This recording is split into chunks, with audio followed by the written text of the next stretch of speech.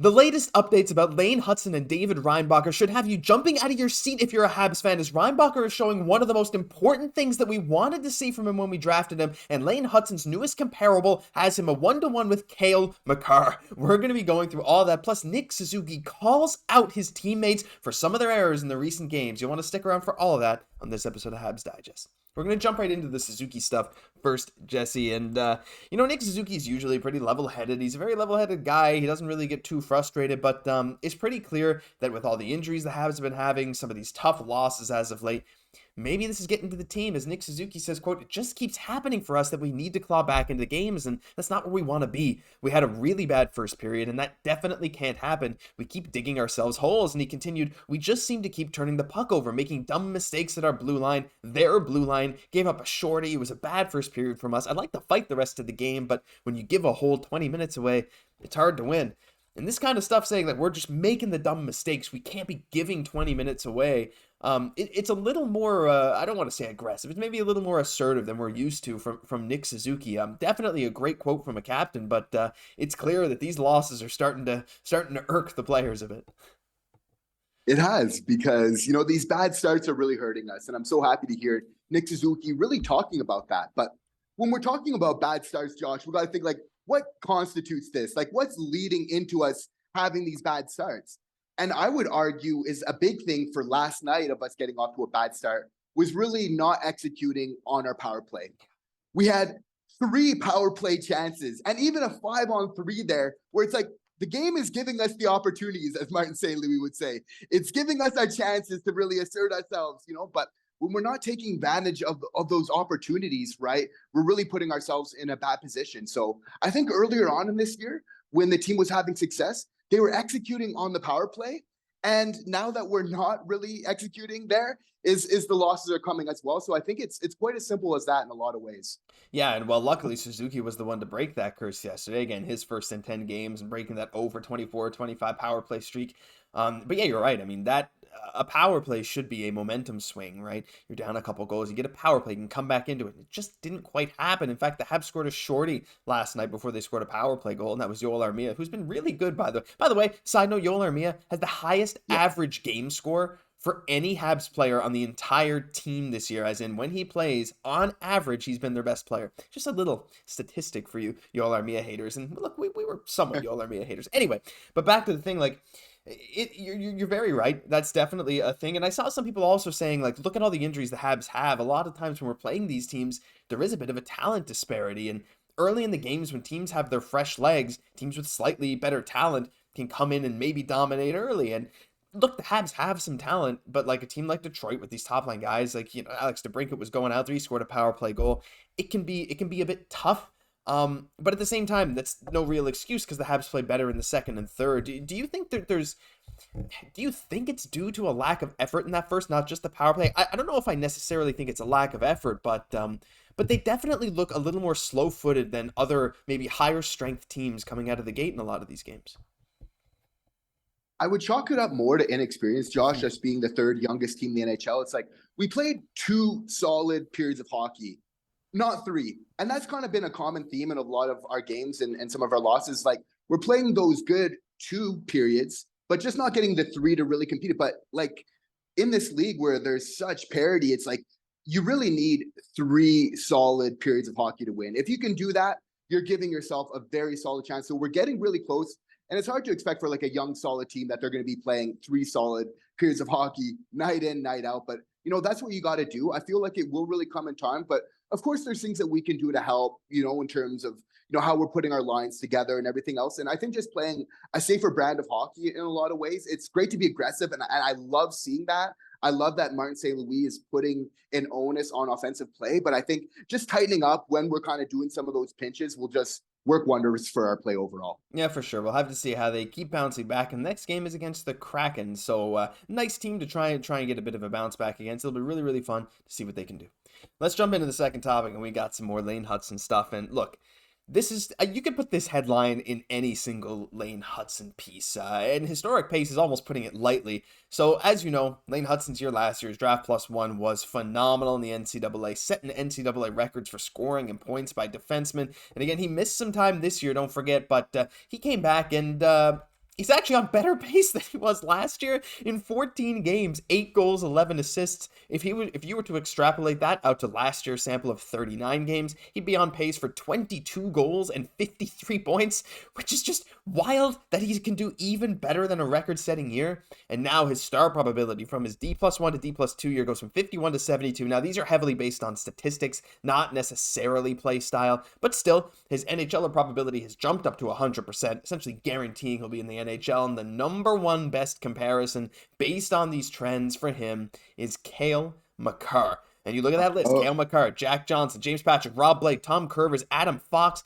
There's a lot of really, really good guys, a couple of Norris winners there, Jesse, and we talk about this all the time, but he's just not slowing down. It's not a fluke. There was a picture of him, I think it was on a power play, or maybe it was just 5-on-5, but every single member of the other team was surrounding Lane Hutson, and the number 1 overall pick coming up this year, Macklin Celebrini, is wide open on the other side of the ice. What he's doing is breaking NCAA hockey. It's not like, it's not something we've seen. And look, I understand maybe it's not the best thing to have, like, you better be Cale Makar or we'll be upset, but my goodness, it's hard to stay low on this guy when he just keeps proving himself night in and night out.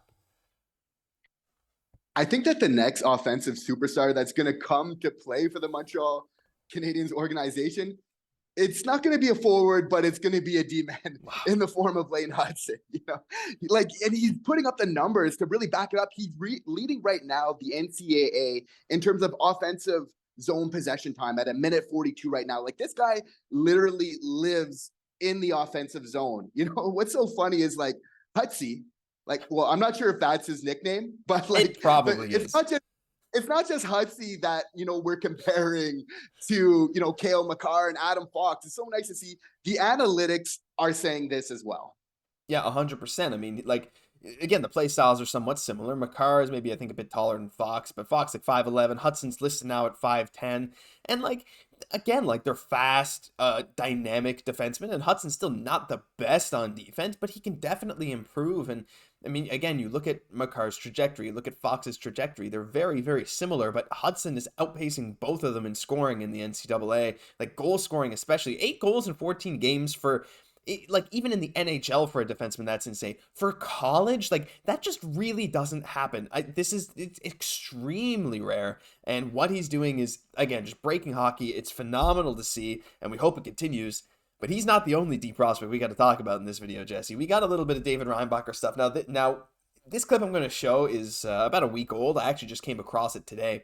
But we haven't really seen this from Reinbacher, and that's a bit of a mean streak. Of course, David Reinbacher, known as a solid defenseman, makes very few mistakes. When we watched him play in the preseason, he just looked like he was playing about 10 years older than he actually was. Similar to what we say about Guhle. He was just really, really good.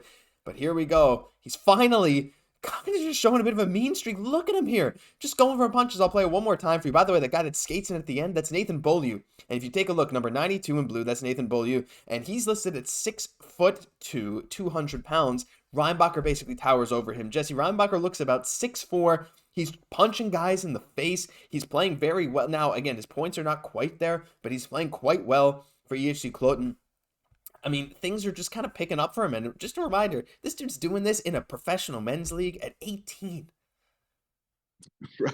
And it's good to see that he's getting used to the physical play now, because there's definitely going to be no shortage of that in the NHL at all. But I think aside from that, it's great for just his game overall, is that, sometimes getting involved physically, it just kind of activates you into the game, just kind of getting involved. Once you get that first check, in this case, just getting, a couple fights under Reinbacher's belt. It's a side that we haven't really seen, but I like seeing that from some of our prospects. Of course, you want to be controlled, but we're not really worried about that with, like, David Reinbacher and everything else like that. And it's almost something like I want to see even more Juraj Slafkovsky. Like, we've been seeing a little bit more of him kind of getting involved physically, but sometimes that is good for your game. You want to be controlled, but sometimes just having that competitive, edge, it can really, really activate you in just all the right ways. Yeah, and, something like that is something we've wanted as Habs fans. I mean, we know Arber Xhekaj can do it, but again, when he's out, we notice that the physicality level drops quite a bit. And we have a guy like Pizzetta who can do it, but he hasn't been playing that much recently. And other than that, who really does it? Again, we're seeing it a bit from Slav, but,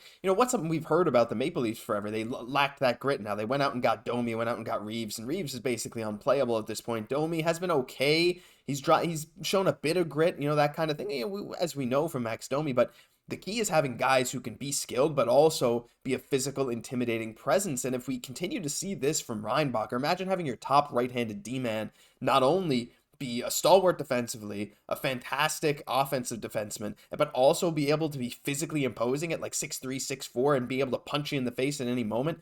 That's the kind of thing that scares teams away, especially when it's a good player that can do it. So I think you're bang on with the fact that we'd love to see Slav do that, because like we have some other kind of physical prospects. Struble is fairly physical. He drops the mitts occasionally, not that much. Florian Xhekaj for sure, but again, we're not really sure if he projects to be an NHLer. What kind of value do you think that could bring to have like 3 or 4 talented guys that could all do that? Because I think that could be a game changer.